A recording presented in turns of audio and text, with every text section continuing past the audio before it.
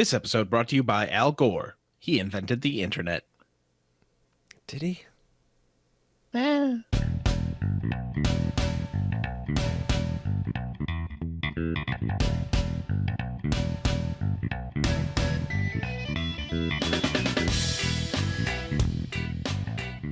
This is Hot Drop, where we bring you premier PUBG analysis and palette bonfire drops. I'm Dano. And I'm Cody. And let's get into it. Episode 42. I don't have a title for this one. It doesn't have a name. The one without a name. We'll take the Friends approach, the Friends title approach, where it's always the one with. This is the one without a name. All right, this is the one without a name. And 40 minutes of John. 42 minutes, John. Not enough minutes of John is what I say. Just buckle in. A lot of John. Strap in. Let's do it. What do we got, Cody? First and foremost, thanks, Discord. You guys are great. At We this really point, like you. we have to be like sponsors of Discord, or Discord has to sponsor the show at this point with how much we plug it.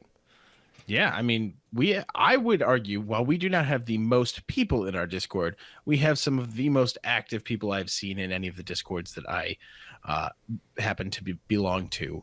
We have people from the UK joining in every single day. We have people from America joining in every single day. We have Aussies. We have New Zealanders. It's just a wonderful place to be. Thank you. We are not Hot Drop GG. We are not Hot Drop GG. We are the real Hot Drop. We're a Yeah. Hot Drop podcast with premier PUBG anal. Sis. So, Dan, can you give us our review for the week? Yes, our Discord review is brought to you in part by Nick in PDX and viewers like you. He says, "This Discord has spoiled me. I can't play with randoms anymore." Thanks, Nick. He's talking, of course, in the looking to play Xbox room, where he's trying to get some Xbox action with some other hot droppers, because he went into the Discord and he went into the Xbox room and said, "Hey, at Xbox, looking for some to play with." and people responded, and then he got some people to play with. And that's what you have to do in our Discord. You just go in there, tag Xbox, say, "Hey guys, looking for a game," and there will be someone there ready and willing to partake in a wonderful game of PUBG side by side on a quest with you to get a chicken dinner. Do it. Xbox, PC, or mobile. Got to admit, mobile's showing not that strong. It's not that strong, but I feel that's like okay. people are like closet mobile players. Like they don't think want you're it. right. That they play mobile because it just doesn't have the Allure, perhaps? allure of PC or Xbox at this point, even though it has much more content than either of them. Yeah. But mobile is the definitely the best as far as feature richness. That is accurate. Yes, accurately and very poorly worded. That's what I'm all about. But our Discord, though, is pretty great. But also, we have a hotline, Dan. Even We have greater. the PUBG hotline, 508-216-0006. Again, that is 508-216-0006. Operators are standing by. By operators, we mean we just bitch button you right to voicemail Right to voicemail. every single time. Call us, leave us a voicemail, send us a text message, do whatever you want. Send us a picture, send us a video. I don't think we can receive videos. But if you wanted to, you could try, and that's all that matters. Leave a voicemail. Let us know how you feel about PUBG in the current state. Let us know how you feel yourself in your current state, drunken or otherwise. We'd love to hear from you guys. We will play your call on the show. What other podcast does that? Probably none. Probably none, because that's terrifying to open. I your mean, doors then to again, new there are a viewers. lot of podcasts. Maybe some people do just play voicemails. I Probably. don't know. I'm not an expert. There's probably some out there. Anyway, do it. It's great. It's awesome. We love hearing from you because that's your little soapbox to talk to us, and that's a pretty fun little thing we got going on. So we're going to play some calls at the end, but for now, again, remember the number, 508-216-0006. Leave us your thoughts. For sure. So, Dan, how about we cover the newly launched survey before we jump into all of our news. Yes. In the show notes is a link to a Google form. And if you are interested in doing or joining us for a Hot Drop Community Night where we play games together, fill out that survey, because what we're trying to do is figure out what time of day works the best for everyone, because we, as Cody already said, spread out into many different time zones. And we want to make sure we pick a time that works for the majority of everyone. So again, we can't promise that it's going to be a good time for you, but we can promise that the majority of you will be satisfied by the day we pick. So fill out that survey. It's just like 6 questions. It's super, super fast. You can do it in 30 seconds.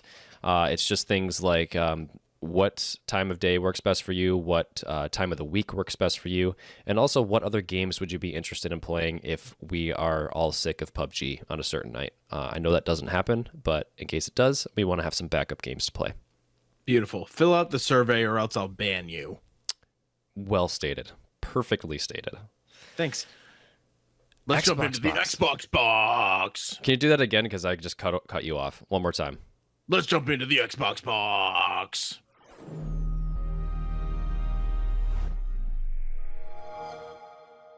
What's in the box? There's no patch. There's no patch. No, there's nothing. No. And we know also that there's nothing because they called the last patch the May update. They stopped doing the numbering. Did you catch that? Because I didn't until today. Yeah. So expect a June patch. I mean, a couple weeks from now, I would imagine. Realistically, it's going to be very soon because they've just launched Miramar. They're going to have to do a patch with all the bugs that they've discovered. They're going to have to work on updating performance. So expect something to come soon. Yeah, but not a lot of features, I would imagine. Nah, not right off Probably the bat. bug fixes. No. Yeah, bug fixes, weapon adjustments, yada, yada. Yeah, and speaking of fixes, they're in full-on damage control mode right now. There's a lot of problems on the live servers, especially noticeable on Miramar. There's just a lot of stabilization issues, people dropping out of matches, crashing, the Play-Doh buildings, poor performance, low FPS, pretty much the gamut of everything that plagues us from the day one of PUBG's launch. Again, if they're ever questioning why Fortnite has so many people, this is why. This is why. 100% why. And it's also because Fortnite is just so smooth.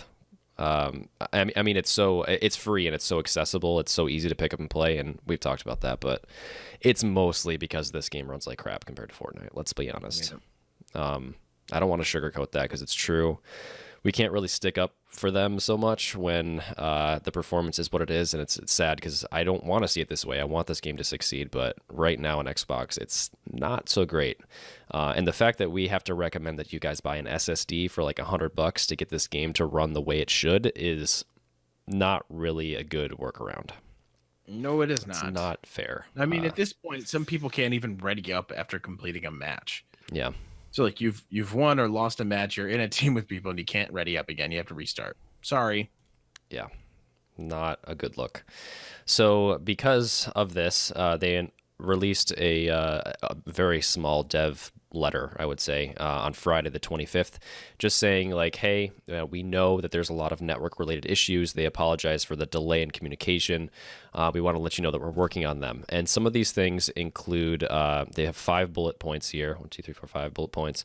They say that some players are unable to ready up after completing a match within a team. This is something Cody just said.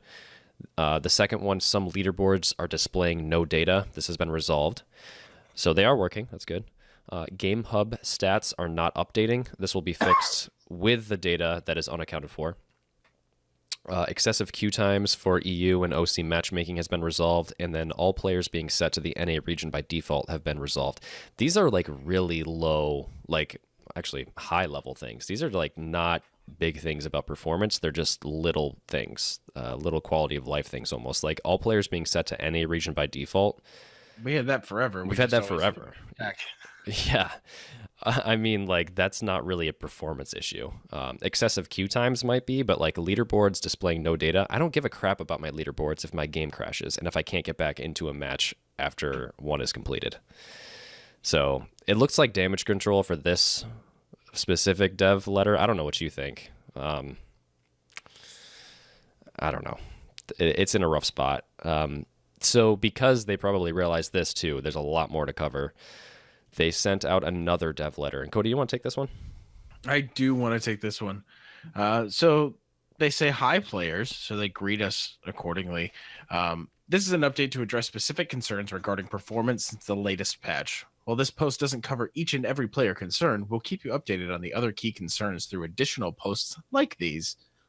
Recently, many of you have experienced significantly worse experience with certain aspects of PUBG's performance, especially when it comes to building load-in near the beginning of the match, i.e. play-dohing. Yes. Essentially, this is due to the side effect caused by the game's new prediction-based level streaming feature, which is,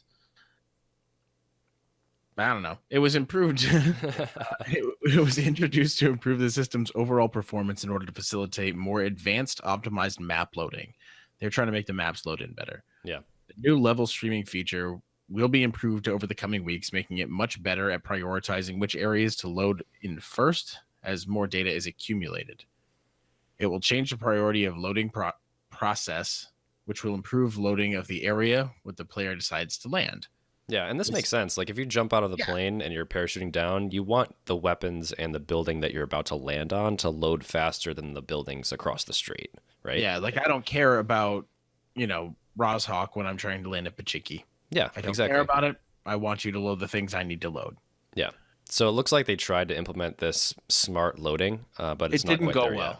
It didn't go well at all. Prediction logic is being tuned to more efficiently handle these situations. Yeah. The issue has a higher chance of occurring in Miramar than Erangel, in part because Miramar has more buildings in compact areas. Yeah, like Los Leones is being tuned to work more efficiently in these situations. Yes. Apparently, they've also removed the process of displaying half-loaded buildings. So they're just not going to show them, it seems. It's not like they fixed it. They're just not going to show the buildings that aren't rendering quite well. I guess that makes sense. I think I would prefer buildings to just pop in rather than Play-Doh because I can't interact with those buildings 10 anyway. buildings show up halfway there, show me 3 buildings that are fully there and then have the others pop up when they're ready. Yeah, that makes sense. Or as long as you can land on have them. an optimized game that isn't broken to shit. That is a very good point, Cody. Tell us more. That's all I've got. Okay. That's just, don't have the broken game. A year and a half in. Literally a year and a couple months. March. Yeah. Just gross. So they're working to reduce the instances of crashing and improve performance, blah, blah, blah. We know this. They're working on it. Hang tight, Xbox peoples. It's rough. It sucks. I'm sorry. Meanwhile, buying an SSD does help. I apologize that that's the only reason. On behalf of PUBG Corp, I apologize that is what you need to do to get your game up to reasonable performance levels. But that's what you have to do. Yeah, so let's get into some Discord chatter here so that we can get on a better note. Wins on wins on wins. Piles of chicken. It's pretty much going to waste because there's so much chicken in our Discord. People are going to need to get a freezer. The poultry industry is really thriving, though. Booming, you might say. It's like an industrial revolution for the poultry industry. Upholstery. The upholstery. But yeah, this is it's pretty nuts. Yeah, Xbox fellers and girls and everyone else, you're just crushing it, man. So every single time I turn around, there's another win posted in Chicken Dinner Mountain. It's pretty great. It's awesome. Well done, guys. You're teaming up. You're forming friendships. You're crushing it. Good stuff. People are taking off days of work to get more chicken. I'm not going to name names. You know who you are. But I would like to formally fire all of you. And ban you because I will not accept that level of responsibility shirking in our Discord. Yeah, unacceptable. I mean, acceptable, though. Great job, guys. You're doing really well with life. I did it the other day. SSDs working like a charm. I've just said this over and over again, but it sucks that you have to pay like $100 for the game to perform well. But I do want to shout out to 3 people, I think, that have bought SSDs on behalf of the advice given by ScaleSpeeder. Super smart dude, dropping some knowledge, telling us about that SSD tip. And everyone who's bought one so far has seen better performance. So if you want to take jump and splurge and do that yourself, you're probably going to be rewarded with faster loading times. And I want to shout out to Charlie for his ridiculously baller-ass dual monitor setup he posted in the Xbox room. Just pretty cool. Freaking sick. Good stuff. Gameplay tip, Dano.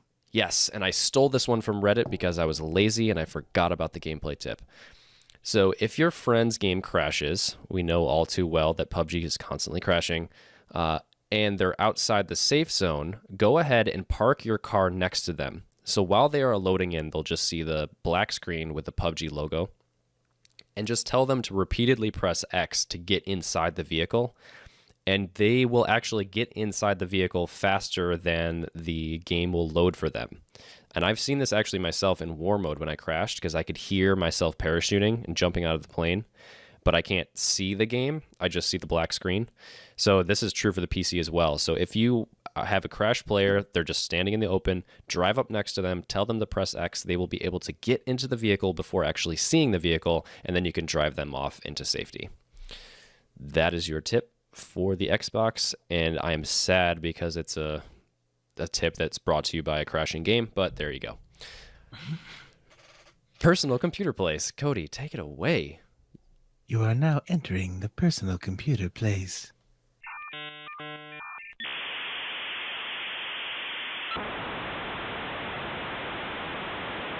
We had a terrible event mode, everyone. We had a terrible event mode. I repeat one more time. We had a terrible event mode. It was crossbows, and it was terrible. Tell us more.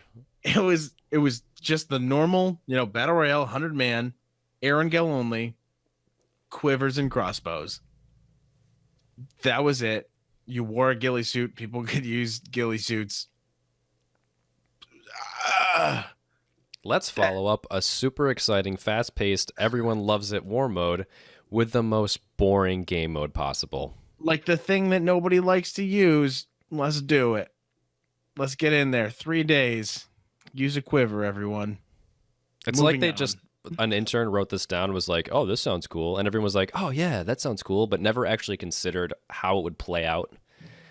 It was terrible. Dumb as hell. It was dumb as hell. What they need to stop doing is making event modes out of the things that they want people to use more. Boom. Don't use event modes as a means to test your game. Just make it fun. That's what it's there for. People want to play event modes because they want them to be good. They do not want you to use the data to make your game shittier. Amen. Moving on. Dev letter on priorities, Dano. Boom. Very similar to the Xbox dev letter that we got one for PC as well. And they are telling us that they know, they get it, they understand performance and optimization is key. And it is. It's key to the success of this game for sure. That it and can't be fun to work for PUBG Corp right now. No, definitely not. We saw it was a post on the subreddit by one of the community managers, and they were talking about it like, we're going to get into this a little bit later. There's an update to the PC that introduced 60 hertz, 60 ticks per second gameplay, I guess is the best way to put that. The servers run at 60 tick. The guy who posted that comment, PUBG Wriggles, on Reddit, even included a link to their Steam reviews with a little picture showing how the game right now, PUBG on PC, has mostly negative reviews. So he was saying like, hey, if you guys see that this is giving you a positive experience, this new 60 hertz tick rate, put a Steam review, a positive Steam review, hook us up. So like they're feeling the crunch. They cannot be fun. Like you just said, not be fun to be a PUBG community manager right now. Nope. So they're dropping all these letters explaining to us what's going on, how the game is being worked on, what the things are that they're focusing on. They talk so much about performance, all of the little things they're doing, anything from the way the game handles the movement of opponents that you can't see down to optimizing parachute animations. This is a really long letter. I don't want to read off every single bullet, but they're working on all of these optimizations and making it like very clear what they're doing, because if they just go into every patch note and say we did some fixes to optimize the game, people are going to continue to be upset about the lack of transparency. So this is the way that they're trying to combat that, to introduce all of these optimizations and be very clear about what they're actually doing.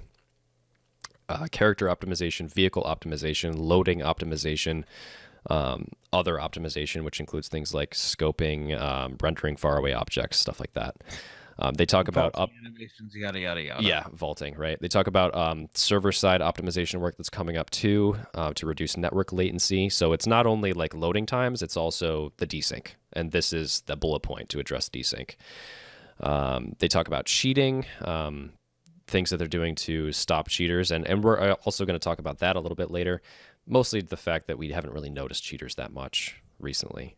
But they're doing the usual PR stuff, saying that they're taking legal action against the people responsible for creating hacks and cheats, and they link a announcement that they made. And there's a bunch of news articles out there saying how they're suing cheat manufacturers.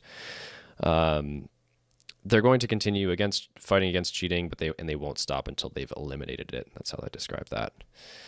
But as far as other upcoming work, yeah, performance is great and we need it. But there's also the features. We need those to keep us entertained and interested in this game.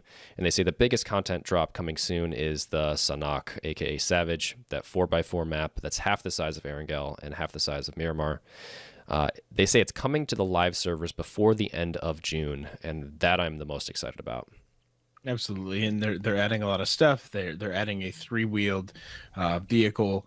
They're adding crazy textures to this map.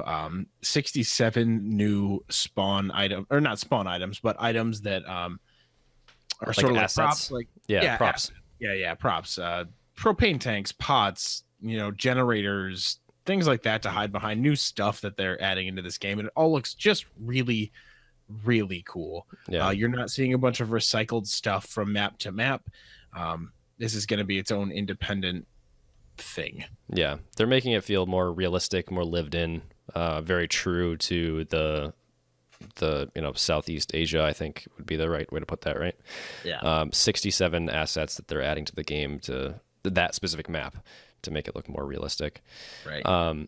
So yeah, I mean they're perfecting this 4x4 map. They're doing all the textures and everything, and they say they have a lot more to share about the Savage map in a few weeks. I refuse to call it Sanhok because it's just it doesn't roll off the tongue. It just doesn't. No, Savage. But yeah, they also announced officially that they're going to add a Savage specific weapon. We don't know what it is, but they say that they're going to do that. And they also announced with a screenshot, it doesn't have any textures on it, just the model of a 3-wheeled, what would you even call this? It's like a golf cart. It's like those scooter, but 3-wheeled. Sort of like a taxi, sort of. Yeah, they call it the Tukshai, I think is the way to say that. I don't really know for sure if I'm pronouncing that right, but it's a drivable 3-wheeled vehicle, and it looks like it probably carries 3 or 4 people. I think it's 1 in the front, 2 in the back. That would make sense, because they probably will eliminate the motorcycle with the sidecar, which sucks. So that's just a cool little vehicle. It doesn't really change your gameplay that much. It's just a different way to get around. Yeah. But speaking of the funky chicken, let's just jump over to the actual fun part of this. Sure. We getting another round of Savage. It's coming May 31st, 7 p.m. Pacific time, 10 p.m. Eastern time. And it actually lasts until the end of June 4th. So, or the beginning of June 4th. So, it'll be around 7 a.m. June 4th. It goes offline. Yep. So another 3 days or so of testing. And this will probably be our last or second to last test of this map, is my assumption. Yeah, that's what they say.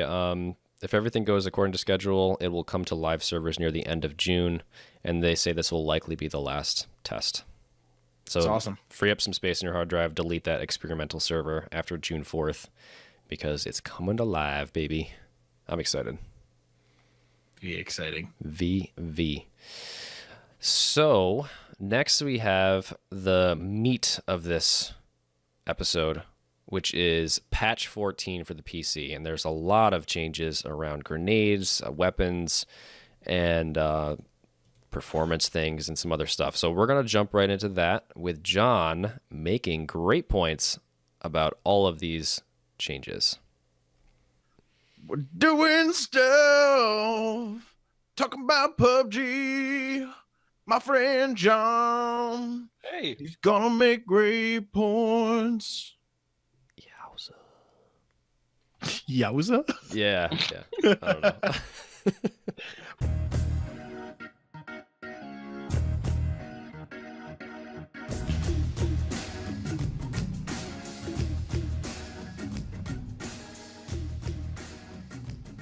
Bazoinky, here's John.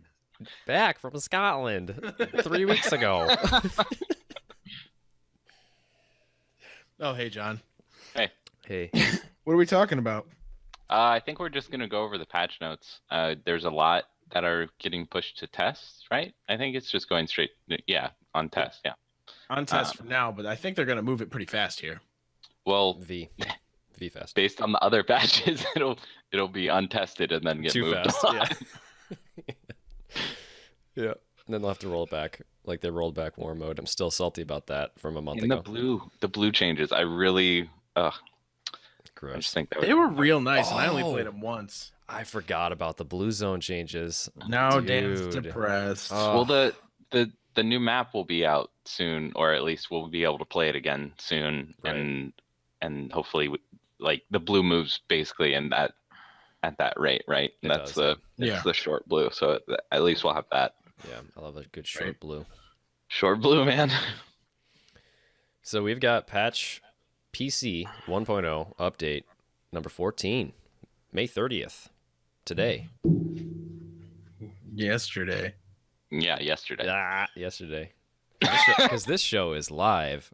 Wink. It's live to you, Hey, people. we're gonna read chat. Ruiz, you're an idiot. Rui's trying to get more droplets. And KK trying with to get another Great meme. meme. Great meme, KK. Great meme, Nice KK. job. Hey, Chad. Nice to have you here in chat. Always an upbeat, just great individual to hang out with. Always positive. Shut up, Zach. Come on, Zach. Anyway, let's talk about the actual thing here. If you guys want more of that, join us for our live streams every Sunday and Thursday, 8 p.m. on twitch.tv/HotDrop Podcast. Big stuff in this patch. John, please take it away. Well, the first thing that they have in the patch notes that I see is improvements have been made to throwables, frag grenades, stun grenades, and Molotovs. The biggest thing that is on there is the lethality range for frag grenades. They increased it. So Oh, really? they also, they talk about how they removed the knockback effect. So they said, Recently. recently they did this, greatly reducing its potential impact. And I have noticed actually too that the grenades are slightly less powerful now because of that. And they say to restore the trusty frag's killing power, we're buffing its effective range and its damage. And they do get into more detail below, but that's just the overview statement. Yeah, I ran into that. I threw a grenade that was very close to where someone was. They walked up a small staircase and were completely protected from it, which was very surprising to me based on the previous frag grenades. So it'll be nice to have a little bit more range on this. Yes, I can confirm this. Because we had this talk about it. As soon as it went off, you were like, how did that not take him out? And then I told you about this video I saw where a frag grenade sort of bounced right by a table leg and it exploded. The frag was just completely covered up by the leg of the table and it blew up right in someone's face and it didn't even damage the person. That's insane. Yeah, because the hitbox of the table leg was perfectly covering up the damage from the grenade. So that would happen in real life. Yeah, they're using ironwood, obviously. Clearly. From Westeros. Trusty ironwood. Clearly. Yeah, obviously. If you've played those games, that's a reference. Easter egg. There you go. The stun grenade change is actually one I'm really excited about because I love flashbangs and Counter-Strike so much. It's like the most satisfying thing to stun someone and then burn them down. And they basically mention how they're not usually picked up, and now they'll be more rewarding to stun people because it affects the vision, hearing, and ability to shoot accurately. So I'm not sure if it'll actually change gun stats or like double up on crosshairs or something like that, or I don't know. My guess it would if you're gonna, because you're not gonna be able to see anyway. So everybody over the shoulder fires, hip fires.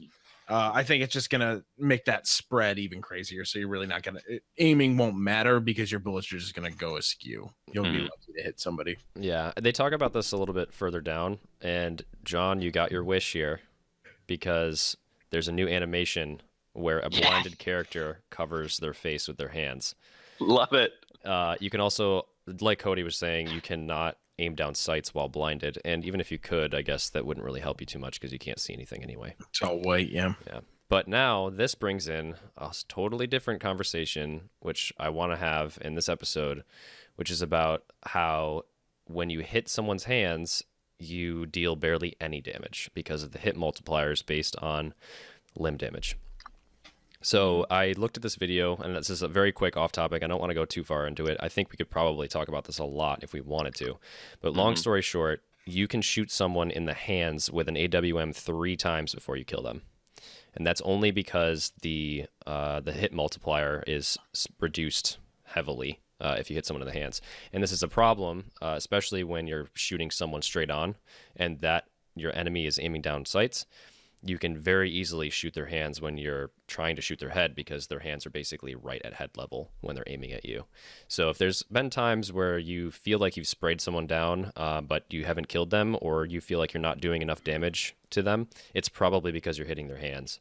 And this is going to make it so you have to shoot them a lot more times than you should have to. And this is going to be fixed by the limb penetration mechanic that they have announced but not added yet. So hopefully that's going to come soon. But yeah, that's a major issue right now. So it's actually weird because you do more damage if you shoot someone in the crotch than if you aim at their head when at that perfect angle. Like you should just aim lower, which is completely unintuitive and like the opposite instinct of most FPS players. So that's been kind of frustrating. But yeah, we shouldn't harp on it too much. I don't want to go into it. Yeah. Raising the hand, yes, will probably block some headshots, but hopefully you'll have full view of their chest or something. Right, because they'll be blinded. You can just mow them down anyway. Shouldn't matter, but it's just something to think about. Mollies. I thought we went dead for a second. I was like, is anyone there? Shit, what's happening? Molotovs. Nobody picks them up ever. They want us to start picking them up. I do, but just to fill my backpack with stuff, so I feel like I'm doing something. And just to throw something. Oh, you at my do? enemy. You actually pick them up? I pick one up sometimes. I will pick up a smoke or a stun before a Molotov. I like having them so I can give away my position when I throw it. That's always great for me and it's like the squad. A direct tracer just to your position. It's like, huh. I wonder where that grenade came from. Oh, look, the trail of fire in the sky. Lovely. So to make them more useful, what did they do, John?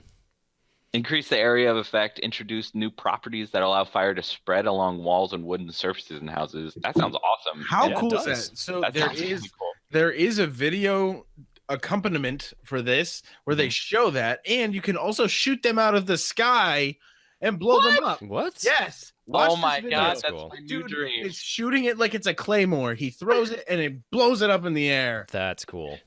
I want to do that. It's pandemonium. There's also a debuff for players who catch on fire, and I think that includes an animation of like patting yourself out, so you can't just like shoot people while you're on That's fire. cool. Right. Yeah. New It's huge, Erangel. Huge. That's pretty cool. I really like the stun grenade change. The effective radius change is going to be fun too, because I felt like sometimes I'm very close to where the opponent is and they don't get stunned, and that'll just be a little more effective. I love frag grenades. They're super fun to use, and now they'll be more deadly. Yes. And Molotovs having some cool effects, that'll give me a reason to pick them up. I love that DIY red zone. You know me. really Huck them nades. Oh, you can't ADS while taking burn damage. Yeah, that's same one with of the blind. things. Yeah. Yeah, but so what happens if you get outside the actual flames, but you are on fire? I think you just pat yourself out until you don't take burn damage anymore, and then you'll be able to ADS. Yeah. which is going to be a pain in the ass because you want to be able to shoot. And I don't. So is your gun going to actually lower if you're in first person? Like, are you going to see your hands go down and you can't shoot at all, or is it just going to be to your enemy, it looks like you're patting yourself down, but to you, you don't see that animation? That would be frustrating if you can't see an animation. Yeah, because then there's like the different. Right. You don't know what they see because you can't see it. So. It says a total of 4 seconds of burn damage, so that at least is the like once you get that burn tick, it'll be 4 seconds, which is a very long time in this game. That is, if you're caught out while you're on fire, you're dead. Mm-hmm. Yeah. So you heard it here first, people. If you're on fire, you're dead. You're dead. 4 seconds. Oh god. All right. They're also nerfing the M24, which is that sniper rifle that we have harped on over and over again, how it has no place in this game. I think it just found its place. It's a big coming of age story for the M24. You made a great point comparing it to the Car 98, saying that it's a stupid care package drop because it's not very much more effective than a Car 98. Mm-hmm. And there's not a great reason to use that, or it's not like a great find out of the care package. It's like you're finding a Car 98. Right. Which is not a bad thing, but it's like if you risk your life for a care package, you should be paid off with a better weapon. So that's a good thing. Coming out of the care packages into the world, and they lower the damage just ever so slightly so that it's more in line with the Car 98. And I think it's going to be a slightly better Car 98 strictly for one reason, which is the fact that it's magazine fed. And you can fit 7 rounds in it, and you get that extended clip. Sorry, magazine. Someone yelled at us on the hotline for calling it clips. Always happens. Yeah. And I think it's going to be a better Car 98 alternative. That's one we should play. I'm going to play that for sure. You'll hear it in a little bit. Hey, it's clip, not it's magazine, not clip guy. I got you, fam. I got you. So do you want to dive into these very specific patch notes, John? Do you want to talk about the difference in damage that the nades do and the stun grenades visual effects and all that? I don't think we really need to go too in depth into the grenade stuff. I think some of the weapon stuff is a little more interesting and easier to digest. It's easier to see if you go check out the patch notes and look at the diagram they made for the lethality zone and the effectiveness range and that kind of thing. Definitely. So can you actually remind me quick about how the stun grenade worked previously? Because I rarely pick them up, and I think you were saying that if you're not close enough to the grenade explosion for the stun grenade, you don't get blinded at all, even if you're looking at it. Is that true? Yeah, so the way it worked before, at least the last time I effectively blinded someone, it was you throw it at nearby a person. They don't have to be necessarily looking at it. It's just like AoE around the stun explosion, and that blinds the person. So you don't have to, like in Counter-Strike, you would throw a flashbang and turn around so that you're not affected, or you would try and dodge flashes by turning around, and that's not effective in this as long as it lands close enough to the person. So cooking it is super important. Like knowing the cook time for that is really, really important. Yeah, and the cook time is less than a frag. I know that. Yeah, for sure. Is frag 5? I think it's 5. 5 seconds. I think it's 3 or 3.5 for flashes, because I flashed myself the other night on accident. Yep. I was cooking it for a frag timing, and I threw it and it just blew up right in your face. Blew up in my face. Yeah. Nice. I was blind for a long time. Awesome. For a long time? Yeah, it's pretty effective. It makes your screen white for like a solid few seconds. So let's see. It says, does it have a second timer? No, it doesn't say. It just says the effects of the blinding have been improved. It doesn't talk about. Oh, yeah, there we go. Depending on the distance, maximum of 5.5 seconds and a minimum of 1 second when 20 meters away. Which is not that far. Damn. That's pretty close. So, but now it's a little there's direct and indirect effects. So, I mean, I guess we should go into this a little bit since we're talking about it. Makes sense. Makes sense. So the direct effect that we've been saying is defined as the stun grenade exploding and occurring within a 100-degree angle of your visual field. And you're going to need this diagram to really understand what that looks like. But it's like pretty much right in front of you. Indirect effect occurs when the stun grenade explodes outside of that 100-degree angle. So even if it's like to your right, behind you, even if you're standing on it and it explodes, you'll still get the effects of the flash, even if it's slightly behind you, which I think that makes sense to have that area of effect happening. So the maximum effective range of stun grenade has been increased to 20 meters. They don't say what it was before that, but I feel like it was very little. I feel like stun grenades just weren't that effective because of the small area of effect. I mean, you could be in the next room before and not actually. You could hear a slight ringing, and that was it. So any change. And I think I mentioned. I think I remember reading somewhere in here that they talked about how the frag grenade had the new sound effect added to it, where it gives you that ear ringing and you can't hear anything. And the stun grenade didn't even have that, which makes no sense. So they're making the stun grenade on par with what the frag grenade does right now. Depending on distance from the explosion, the indirect effect can blind the player for a maximum of 3 seconds. That's the indirect effect. And then for the direct effect, you can get stunned for a maximum of 5.5 seconds, which is forever. Yes, that is a long time. Long time. Damn. Yeah. Picture that, like, firefights, if you're squared off against someone or someone comes around a corner and you mow them down, that's like a half a second time, right? Yeah, damn. And now you're blinded for 5 seconds. It's a long way if it's a second. Yeah. Yeah, that's a lot. I think the best change on here is spectators are now blinded when spectating someone hit with a stun grenade. I think that's very helpful. That's good. No ghosting. Yes, exactly. Stun grenades will now briefly blind and deafen the thrower if they explode behind their back, which is already that's kind of mentioned. It's cool though. I mean, it makes sense. If you mess up, that's on you. Yeah, if you're near it, it's a stun. You should be affected somehow. Yeah. And you're unable to aim down sights while blinded. We talked about that. It's cool. It's cool stuff. It is. It really is.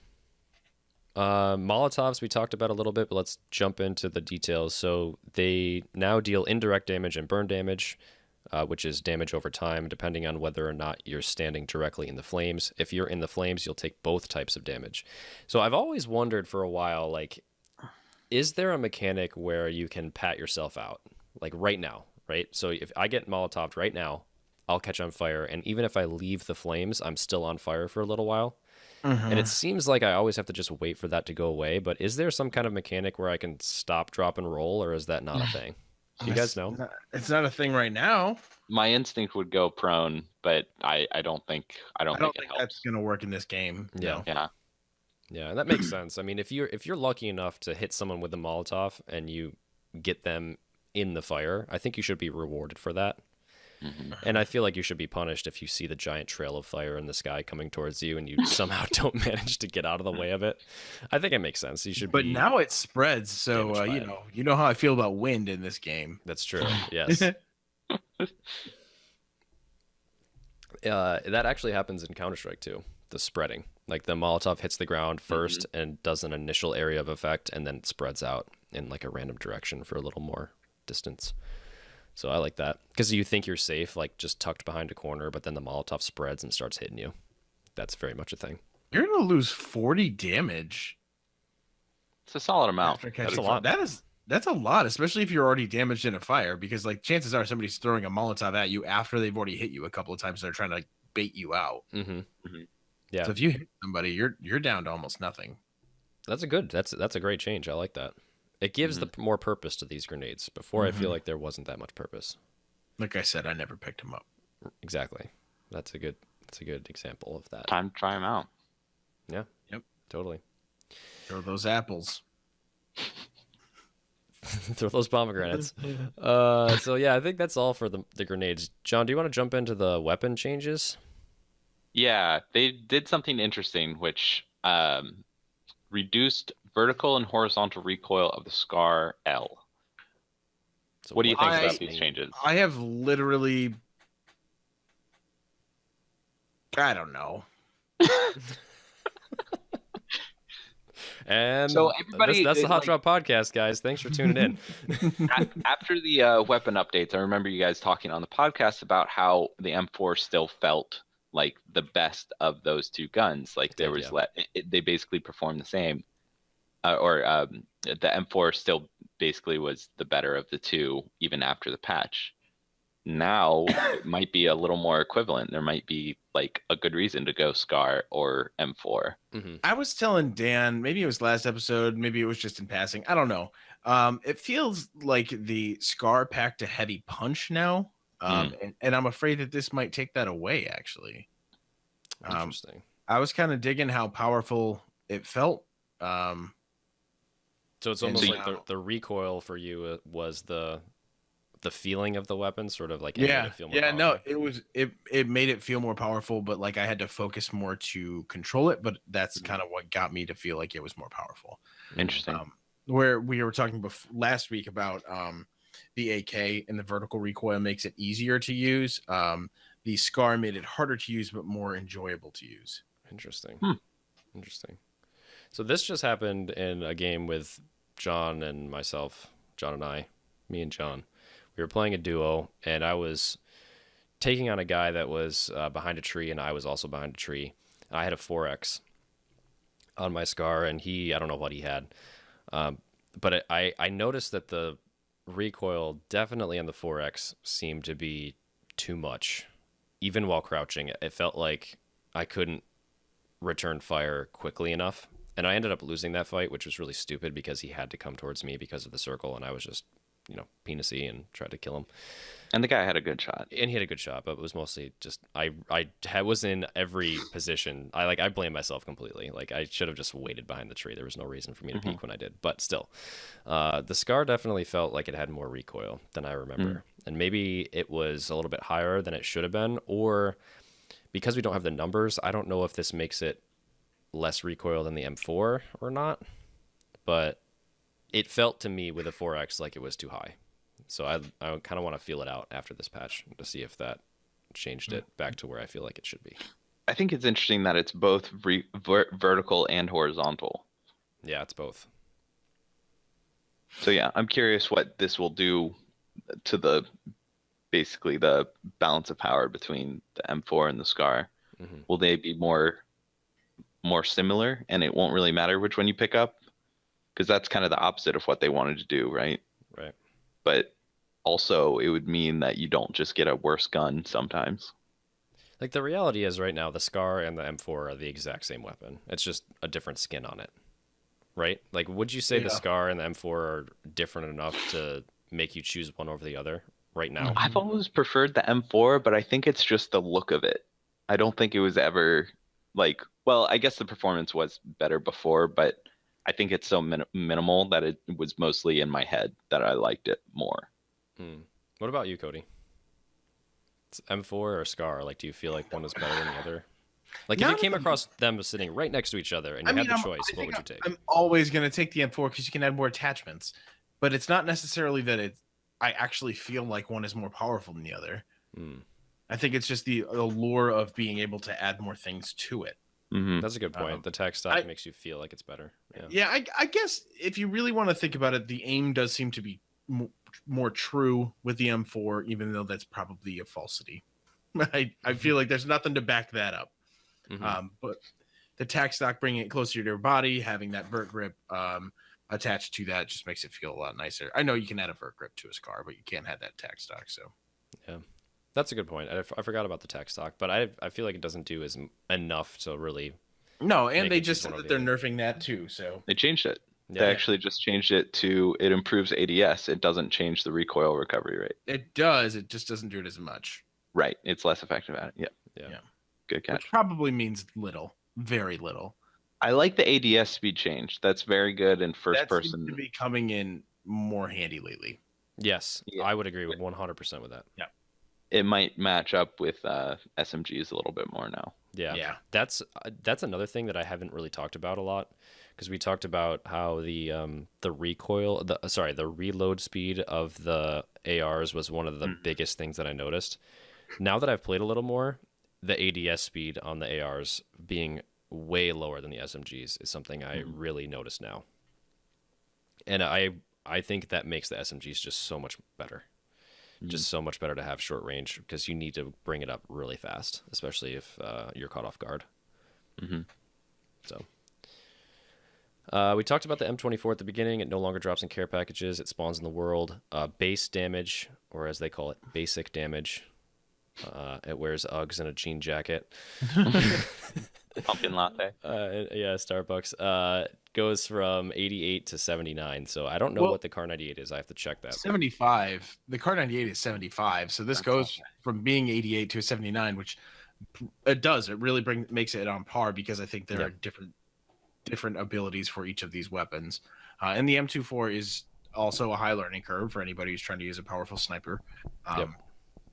It's a great change. It doesn't have iron sights either. That's Yeah. another Excellent point. Yeah. Yeah. This is a great change. I'm really excited to see this. This is one of the That'll be bigger fun. things in this patch, I think. Yeah. Because if they haven't changed the bullet speed of the M24, this is going to make it quite a bit better than the Car 98. No, it's 790 to 760, so it's 30 miles per hour faster. I would assume that it's going to keep the same. Yeah, I thought it was bigger than that. I guess I'm thinking of the AWM. So yeah, good catch. AWM's 945. Oh, Jesus. Yeah. Okay. Yeah, and obviously the ability to take the attachments that it has, the magazine attachments, it's going to make it better. So that's cool. I like that. It gives you more opportunity to find a bolt action sniper. And because, like you just said, the Car 98 does 75, this does 79, and even at 88, it didn't one-shot a level 3. So it looks like at 79, it's going to one-shot that level 2, just like the Car 98 does. And it's going to be a really nice weapon to find. I mean, at 88, it was all three were doing it, and significantly more, actually. So at 79 is probably going to be right around the exact same, probably not even 120 damage, because it's 132 on a level 2 helmet right now at 88. So it's probably not even 120 at 79, right? Yeah, but it's gonna be enough to take down a guy in one hit, but oh yeah. not But gonna like be enough for level 3. If you miss and you hit something else, good luck. Yeah, right. Yeah, I love this. Huge change. Good stuff. Cheek pad's less effective now too, at improving recoil recovery rate, along with the tactile. Nice. Yeah. I'm still up in the air about whether I prefer cheek pad or bullet loops, but I guess Bring 'em now both. on the M24 you don't have a choice because it won't take the bullet loops. Yeah, that's true. So what about that light grip, John? So they reverted the changes to basic recoil control and recoil recovery speed, which I think were the only things that it affected. And I think it just made them worse, which is bad. But now it decreases first shot / single shot recoil by about 15%. Animation kick reduction has been changed to 20% from 30%. So it sounds like to me this is something you want to use on a DMR for tapping. Mm-hmm. Decreases first shot and single shot recoil by 15%. Seems What like is- it's making it better. What is the difference between that and recoil recovery rate? Or is After that the the first same? shot, I think it's recovery rate. So I think recoil would be the spread of the bullets, right? And then recovery rate is how fast you can click get to back remain yes. to remain accurate. That's my guess. I'm pretty sure that's it. I ain't no scientist though. Got it. Makes sense, I think.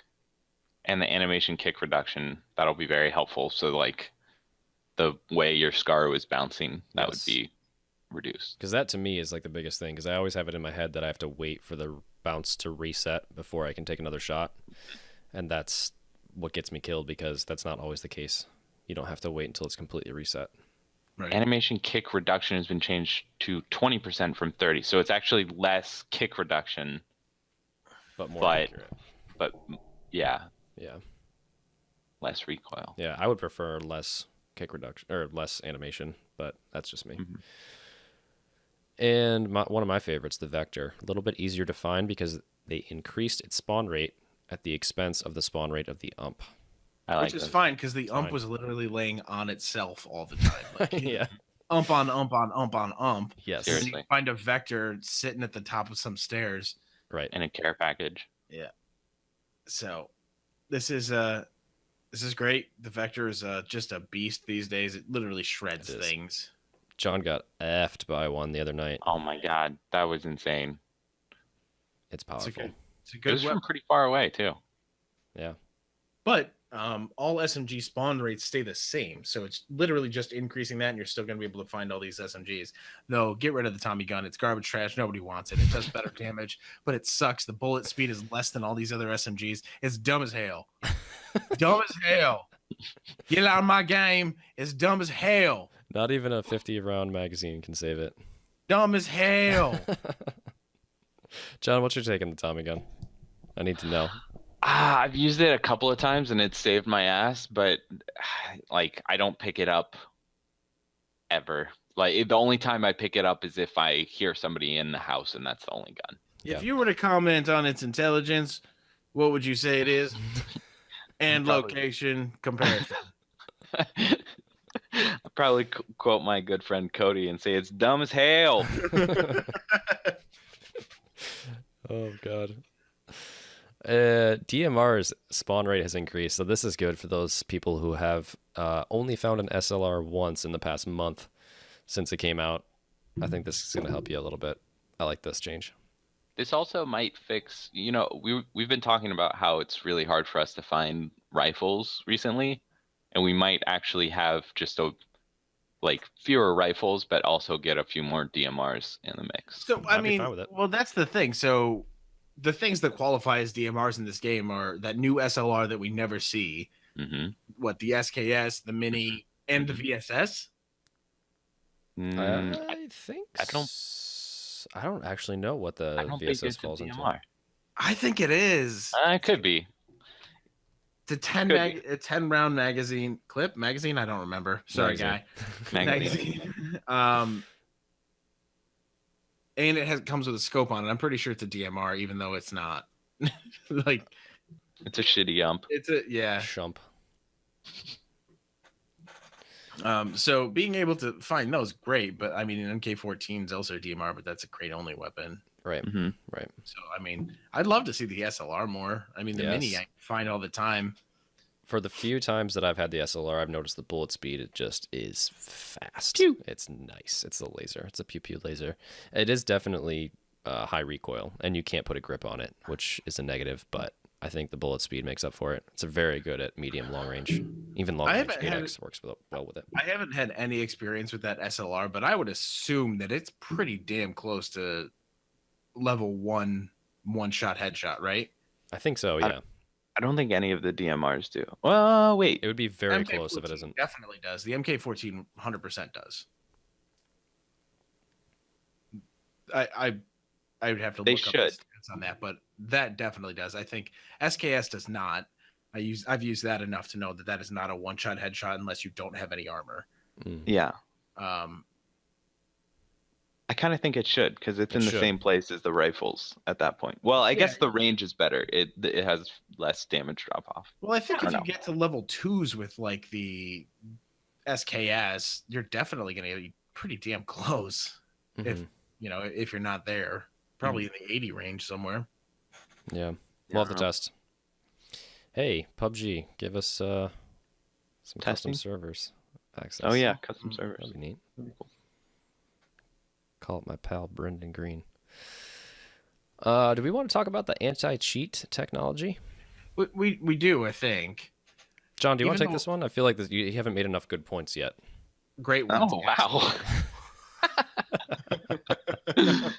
Step up your game, son. They just say that they have a new one. I don't think that they have any more detailed information other than you might have some issues with it, and you can select compatibility mode if you do, and that might help. But Yeah. New anti-cheat. Which is, I wonder what kind of cheaters they're having now, because I feel like that has gotten so much better compared to what it was months ago. So much better. Like every game that we were like, that guy is cheating, and not just being little babies about it. Like people were just cheating left and right. And now pretty rarely I'd say I'd come across a full blown, like, you definitely cheated, get out of here. Agreed. Yeah. And that was Cody making a great point. I was just reading what John had written. I tweeted at him real quick. Performance, we're going to talk about this. We already have, actually. There's been a lot of chat about performance, just making improvements to the network code. But the big thing is the tick rate, 60 hertz. Talk about it. Talk about it. Talk about it. Talk about it. Let's first explain what it means, what tick rate is, for those who don't know. That is literally talking about it. Literally. Literally. John, You're like, since you're the... but first, before we talk about it, Let's talk about it. Since you're the resident developer man, you want to hit us with some knowledge? Sure. I think you did a really good job explaining it when we were discussing this patch offline, online. We don't see each other in person. No, we It was don't know each online, other. not on the air. I've never met John in my life. I'm not even sure if he's a real person. It could be a computer I'm talking to. Definitely not a murderer. But basically, the tick rate is the speed at which your client, your computer, communicates with the server. So the updates happen more often at a higher tick rate. This is good because sometimes you might have shot someone and been like, I swear their head was right there, but they're not taking damage. They're not getting hit. You might spectate and see that your bullets were off or they didn't take damage for whatever reason. And this should help compensate for some of that because your client will be talking to the server will be talking to other clients at a higher rate, faster speed, so that information should be more consistent across the computers. Nice. And now... Improvements and stuff. Yeah, improvements, because it used to be something crappy, and now it's something better. I don't know if it's still crappy or not, but it's 60 hertz, 60 tick. And I think it used to be somewhere in the 15s or so, somewhere around there. Yeah. This is going to mean less desync, hopefully. That's the hope. And they say that there might be, like, they're still tweaking stuff, but it sounds like this was kind of an exciting thing that they just, like, kind of ran into and were like, oh, shit. Because it seems to, like, sneak out of nowhere. Yeah. Because they don't specifically mention that it's 60 tick. I had to find that via Reddit. Someone posted about that. And I'm looking forward to the Battle Nonsense video on that, because he's the go-to guy for tick rate. So that would be really interesting to see if this does a lot for us or not, or if it's kind of just something they did but doesn't really have any effect. I definitely have desync issues. I'm sure everybody does, but I definitely notice those a lot.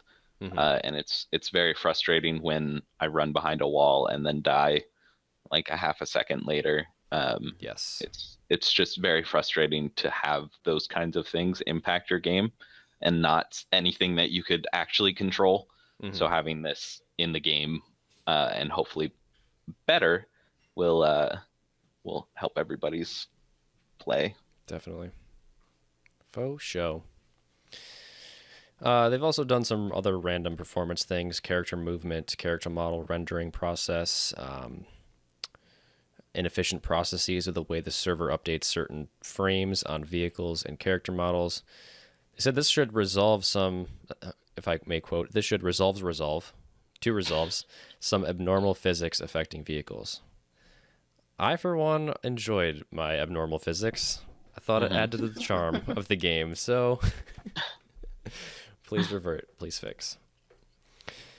Sound is a big thing we talked about last episode and then didn't do a demonstration of because it made no sense without a visual.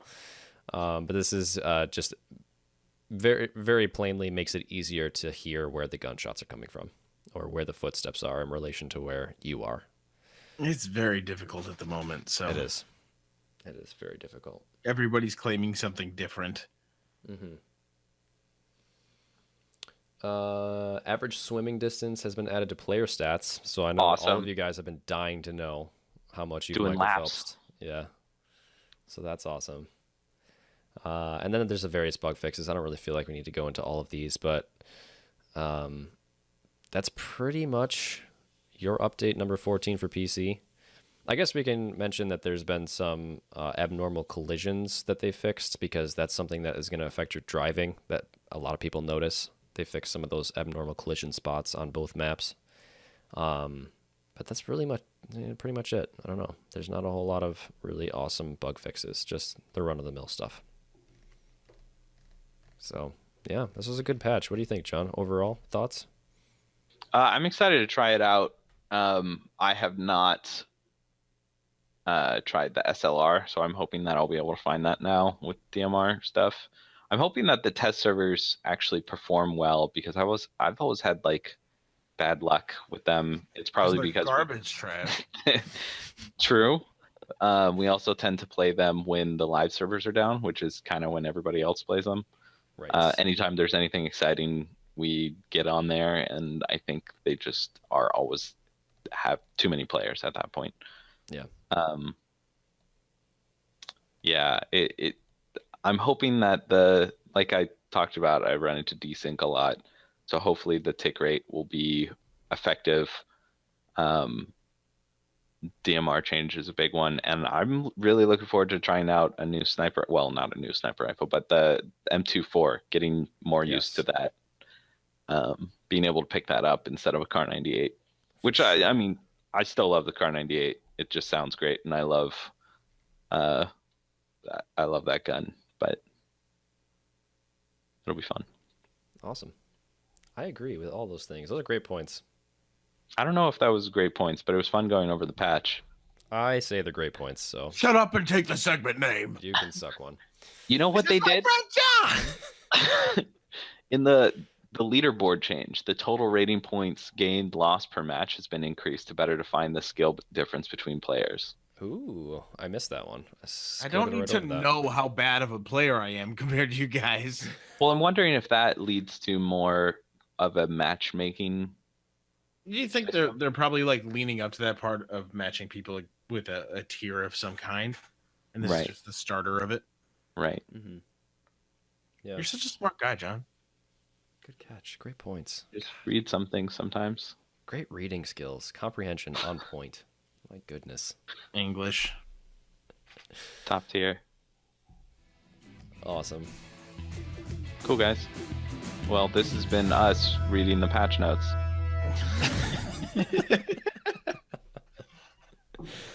For 42 minutes. 42 minutes? Yeah, Right, that sounds that's about right. Oh my god. Beautiful. Mobile home. Beep beep. So we had some mobile people join the Discord recently. I want to shout out to a couple of them. First, the Pickle Tickle, who said all American accents are bad, except for Lord Beardface's creamy singing voice. GD right. Thanks, the pickle tickle.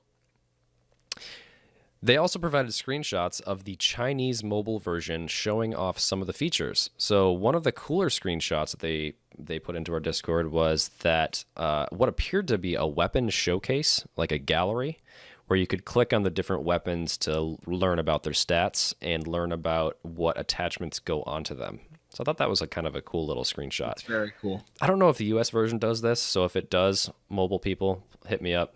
And also tell us what other features that you love about the mobile version that are not on Xbox or PC. Just be curious to hear more about how you guys feel about the mobile version, because it is so feature rich. Yeah. Shout out to a couple more people here, specifically Zorox, who said it's quite difficult to maintain a gold or better ranking in mobile because one bad game in which you get killed quickly hurts much more than the rewards you reap from a top 10 or top 3 finish. Thought that was interesting. I guess it shows that people really care about the ranking system, and it gets people to come back really well for more. It works as a really good incentive. And that's something that's missing. Yeah. From PC and Xbox. I mean, skins are the only incentive. BP. Obviously, the adrenaline rush of winning a game is an incentive as well, but there's no real ranking system. There's no visual way to see how well I'm doing. And that matters, clearly. Yes, it does. Especially on mobile.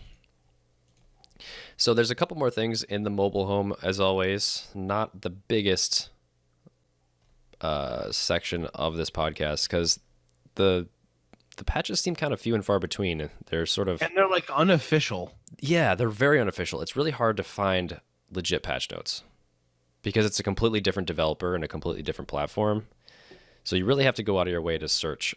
So I get a lot of my information from the PUBG Mobile subreddit. So I would go there and check that out, just our PUBG Mobile. But this thing, this article right here, this write-up comes from Ari Blue 626 on Reddit. And this was kind of cool. They go through all of the things that you need to know to detect bots in your game. So they talk about some of the things that bots will do. Some of them being like insta prone when shot at. They'll do a 180 run when shot.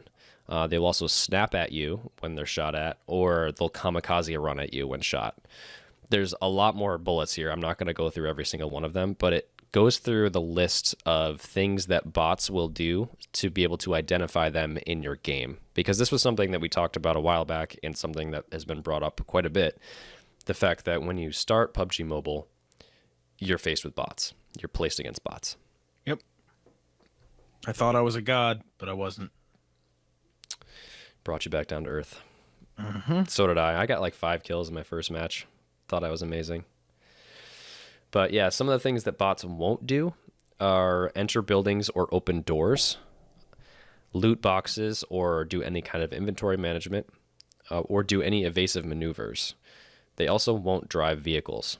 So those are some things to pick out right away. If you see someone driving at you, probably not a bot. Probably should run away because they're probably pretty good. Because I've noticed a lot of really good people on mobile, either people using controllers or just very good with the touchscreen, because I'm awful with it.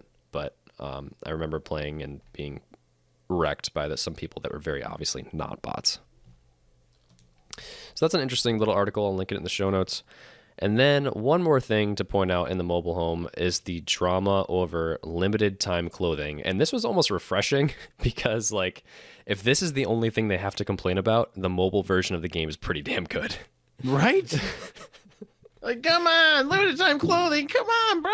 Yeah, that's the biggest. If you go to that subreddit and sort by top of the week, I think that's the #1 post. Trying to get them to stop doing limited time clothing.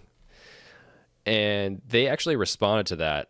There's the account by the name of Play PUBG Mobile, which has been tagged as the Tencent community team, the developer.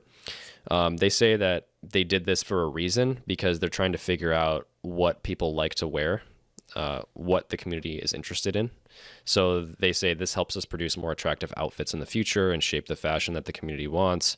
They'll collect more data and determine all of these things going forward. And they're trying to figure out the best approach to getting the people what they want and ultimately charging you for those things. But, you know, this was the biggest drama in that subreddit over the past week. And that's pretty amazing that that's the only thing that's worth complaining about. People are pretty into this game. So that's your mobile home. It is. It's a quick one, but that's your mobile home. Let's hop right into QOTW. Question of the week. Question of the week. We answer a question, and no, we give you it, and then you answer it. It's a question of the week. How's it going? Thanks. Question of the week from last week was, what is your favorite town/drop spot in Miramar and why? Start us off, Dano. Fugly88, a staple of the Discord, every day looking to procrastinate, says San Martin, because not only is it hot, he has a set location to drop that also has quick access to several multi-level stories close by. Prime for getting geared up solid with a duo, and usually pretty good for a squad as well. Once set up, let the urban combat begin, and he loves that urban and close quarter shenanigans. Great mix to the long game that can easily occur in Miramar once circle shifts rural or stays that way. So when you get 20 plus shoots opening around you, followed by 15 minutes of constant gunfire and a rolling kill feed just gives you them feels. That is a great feeling, jumping in like that. We don't jump into San Martin as often. No, we don't. But maybe we should. Yeah. It's great to get those first couple kills under your belt. For sure. Get that confidence Nightman up. says the Hacienda is a warm-up spot for the first couple of games in solos if he plays to try and win. He goes to water treatment if he's trying to win. It's the best place they've been to the map for loot that's not big city, and hardly anyone goes there, and it's central, so the first circle is usually close to run to. That's a good point, because we would never, ever, ever go there for a squad. But I bet you could find a good one-person thing for solos at water treatment. Yeah. I wouldn't go to Hacienda thinking you're going to win. Just don't do it. No. It's like going to school thinking you're going to win. You're not going to win. Oh. It's crazy because 25 people show up and literally one leaves. Yep, exactly. It's crazy. If you can get out of there with all 4 of your squad alive, that's a feat. That is an accomplishment. That it's hotter than the school I think ever you're right. was. Yeah. Ever. It's more interesting to fight too, because Yeah. the school is just a square and the boring long hallways. Yeah. I think Hacienda makes it a lot more interesting with the. There's 3 access verticalness. points to the second floor. Good luck defending. Yeah, and you can land on the roof and easily access it. Yeah, definitely Hacienda's more fun.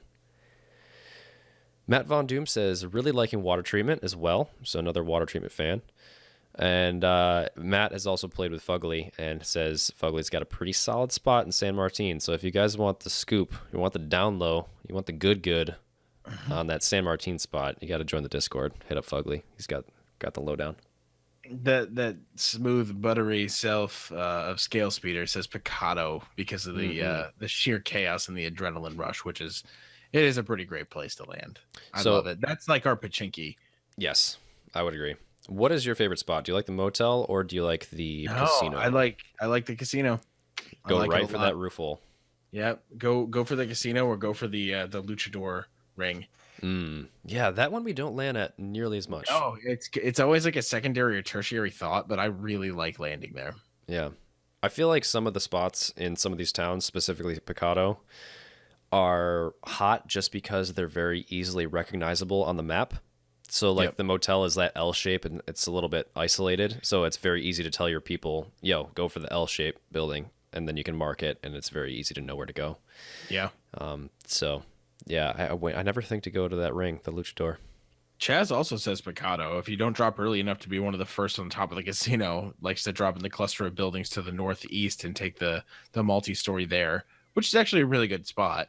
The tall building has a good view of the south side of the arena at the back side of the Red Motel building, and the casino is across the street. Usually, if they're the first person there and finding something within range, they can get 2 picks shooting at people on top of the casino or leaving the motel or the arena from that location. Yeah. Yeah, I mean, we're always kind of getting hit no matter where we are from that spot. So, yeah, if you can get in and you could get lucky enough with like a 2x, 4x, 6x situation, you're going to be in a really nice spot to pick off some people from all around you because all of those areas in Picado are hot. Those orange buildings, the motel, the luchador, the casino, all of it. You're going to be having a lot of action there. And that's why it's one of my favorite spots. I think Picado is my favorite spot, by the way. it's a great spot to go. Yeah. Yeah. Joe Wilson said they used to like San Martin, but they removed all the warehouses. But his new favorite spot is the cavern below Los Leones. The loot is always on point for solos or duos. Plus, there's always a vehicle close. Another spot is also Cobra Library, La Cobreria, heading up towards the lake. All those houses and warehouses are good to loot as well. Yeah, this is your right up your alley, that mines. I think he's talking about the mines. I love the mines. Yeah.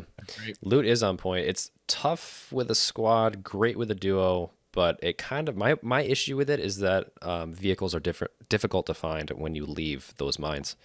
There's only a couple spots and you have to do a lot of running. Unless you head up toward Los Leones. Correct. Which we're never trying to do. Right, because we're scared of it. The Pickle Tickle, who's a mobile only, says the military base. Was it Campo de Militar or something like that? Yeah. Rarely gets the chance to go there, but when you do, it's a blast. And it's being so far out of the circle doesn't really matter when you consider the loot that's there. And there's almost always a vehicle nearby. So I have a different experience. I mean, there usually is a vehicle nearby, but I've noticed like we have difficult time getting out of there alive with all of us recently. I like the spot. I like going there, and there usually is a vehicle. It's because because it's hard to survive. The most central location, and it's stupid of us we to get do pinched that because we like those barracks. Yeah, I don't know who decided to go to those green barracks buildings, but They're probably nice not a good though. idea. There's a lot of good loot. It's just bad as a first landing spot is the only Yeah, thing. I agree. Yeah. I agree. Bucky's Badger. Anywhere nobody else is landing because I suck and I know nothing about this map. Oh yeah, and half the time there's no buildings loaded, so that kind of hurts hot dropping. But in all seriousness, even when we play 3 squads, my buddies and I tend to drop in the open area between La Bendita and Picado. Nobody drops there because it can't outfit a full squad, but we always find success running between the clutter of buildings, and are also fairly central to the circle, and that screws us over too bad. Interesting. I need to look at the map to know exactly where he's talking about. Open area between La Bandita and Picado. So that's got to be north, I think, of Picado. But either way, let's check that tonight when we play because I'm curious about that. Can't outfit a full squad would be the key here because that's going to be limiting to a lot of us that like playing in fours. But I agree with his point because I like dropping central so we don't have to run as much, and especially on Picado because of the terrain, it's difficult to cross. You want to, in my opinion, stick more towards the center of the map just because of how long it takes to traverse. And that is literally all the question of the weeks. Pretty much. Everything after that was GIFs and references to Minecraft. We got two more actually, real quick. Hip Hip 28 PC player says northernmost god building outside Los Leones because no one drops there, so he'll always get something decent to push in with. Great to drop duo squads, are a little tough though. Still his favorite. And then Kyler says anywhere with a second story so I don't get run over by people whose buildings haven't loaded in yet because Xbox Miramar is rough at the moment. V rough, V rough. V rough. And then Schluby says whatever town loads in without any issues. Yeah. Yep. Then followed the GIFs and the Minecraft references. Yes, of course. So if you guys want to answer the question of the week, hop into the Discord and do so. And what's our question of the week this week? So this week's question of the week is more of a request for you to write a narrative of lore for this game. Choose a map and discuss the background as to why this hellscape exists. Why are people fighting? What is happening? And don't just copy the movie. Don't copy what anybody else is thinking. Like, think of your own. Write down what you think these people are going through and why this dystopian society has created a battle royale for people on these islands. It's a tough ask, but I love this. I hope people do this. Jump in, please, into our Discord. Share your thoughts. We could have some really creative stuff here. This could be a cool question. I dig it. And now, Cody, this is my favorite segment. How would you sing this if you had the opportunity to do so?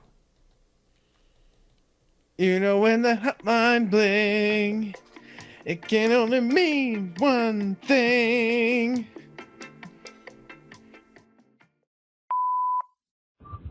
Yo, what up? Is this Steve? Yo, Steve, I got your number. The inside of that stall, that BP on the corner of Lexington and Dale, dog. Said call for hot drops, so what's going on, boy? Get your boy Big Jim, all right? Just looking for some hot drops.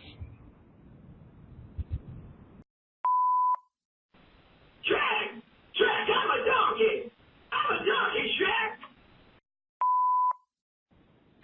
It's magazine, not clip. Hey guys, this is Ducky.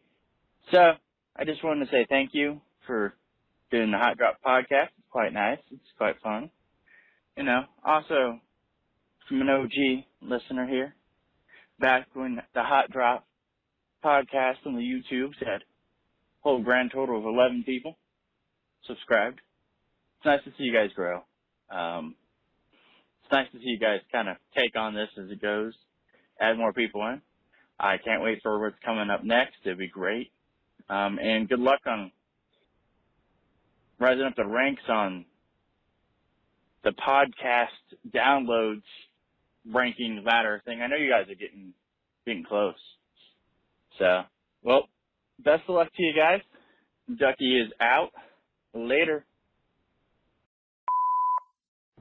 Hey, it's magazine, not clip guy. Unless it's a car 98, then it's a clip.